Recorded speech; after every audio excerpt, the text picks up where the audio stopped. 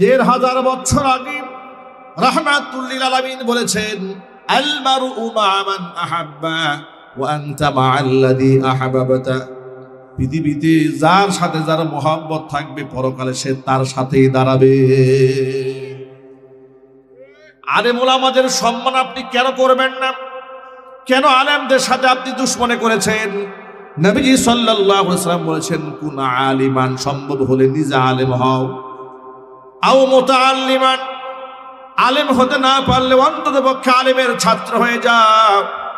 তাও যদি না পারো, আও মুস্তামিআন, আলেমের কথাকে গভীর মনোযোগ সহকারে শোনো, আও মুহিব্বান, অথবা আলেমকে দিল থেকে মহাব্বত করো। ওয়ালা তাকুনিল খামিস, খবরদার তুমি পঞ্চম নম্বর হইও না, তাহলে ধ্বংস হয়ে যাবে। পঞ্চম নম্বর হচ্ছে, খবরদার তুমি আলেম বিদ্বেষী হয়ে যেও না, তাহলে তুমি ধ্বংস হবে। পৃথিবীর ইতিহাস বলেছে, বিগত জীবনে যত মানুষ আলেম বিদ্বেষিতা অন্তরে লালন করেছে, সকলকে আল্লাহ তাআলা লাঞ্ছনা গঞ্জনাদের জমিন থেকে বিদায় করেছে। আলেমরা হয়তো সাময়িক মুসিবতের মধ্যে ছিলেন, কিন্তু আলেমদের তো হারাবার কিছু না, ইমানদারের জীবনে তো খুয়াবার কিছু নাই। নবী করিম সাল্লাল্লাহু আলাইহি ওয়াসাল্লাম বলেছেন, আজাবাল লি আমরিল মুমিন, ইমানদার বান্দার বিষয়টি বড় আশ্চর্যজনক ব্যাপার।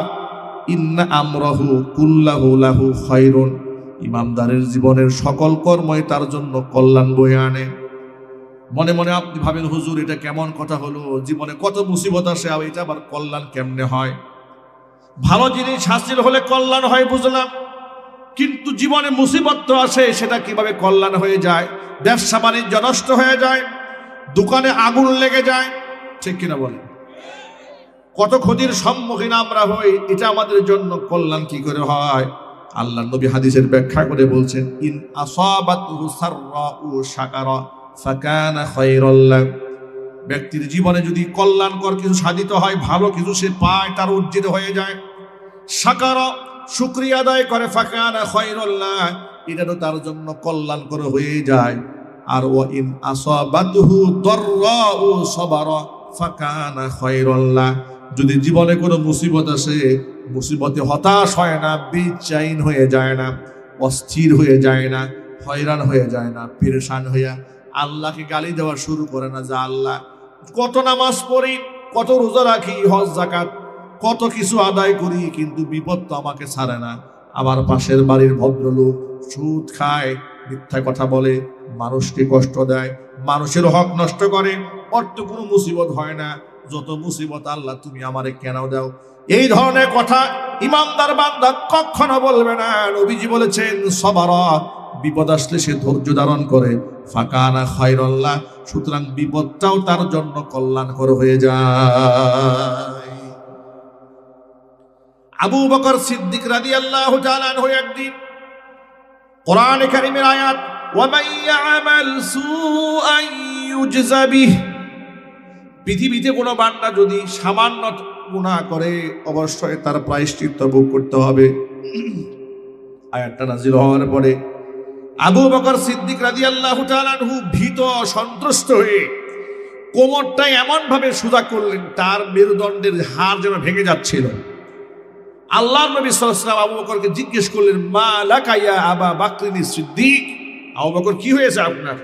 আপনি হঠাৎ করে এরকম বেসামাল হয়ে গেলেন কেন? আবু বকর বলছেন, হে রাসূল, আমি বড় ভয় পেয়েছি, আমি তো আশ্চর্য হয়ে যাচ্ছি, আল্লাহ কত মারাত্মক কথা কোরআনে বলেছেন, মাইয়া আমাল সুআ ইউজযা বিহি, যদি একটি গুনাহও কেউ করে, আদনা থেকে আদনা হোক, ছোট থেকে ছোট হোক, যে কোনো গুনাহ করলেই যদি প্রায়শ্চিত্ত ভোগ করতে হয়।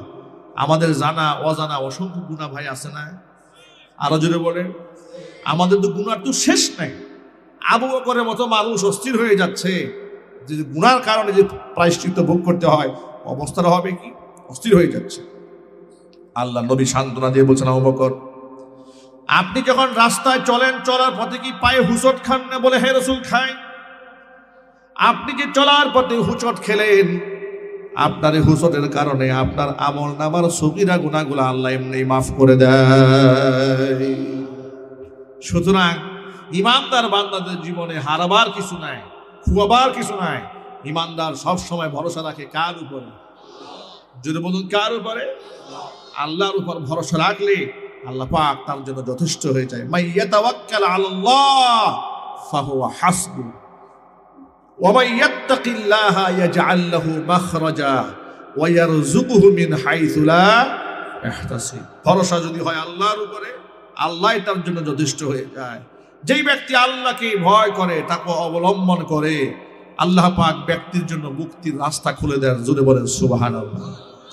এই যে আজকে আমাদের সোনার ছেলেরা মাথায় পাগড়ি পেয়েছে, এরা কতটা সম্মানিত, কতটা মর্যাদার পাত্র পৃথিবীতে হয়েছে আপনারা আন্দাজও করতে পারবেন না। আমি 11 বছর বয়সে আল্লাহ আমাকে হাফেজ বানিয়েছেন। 11 বছর বয়সের পর থেকে আমার গোটা আজকে 38 বছর বয়স আমার চলে। এই 38 বছর পর্যন্ত জীবনে খুব কম মানুষ আমাকে নাম ধরে ডেকেছে। শিশুকাল থেকে লোকেরা হাফেজ সাহেব বলে সম্বোধন করত। সুবহানাল্লাহ বলেন। কিসের কারণে? কোরআনের কারণে।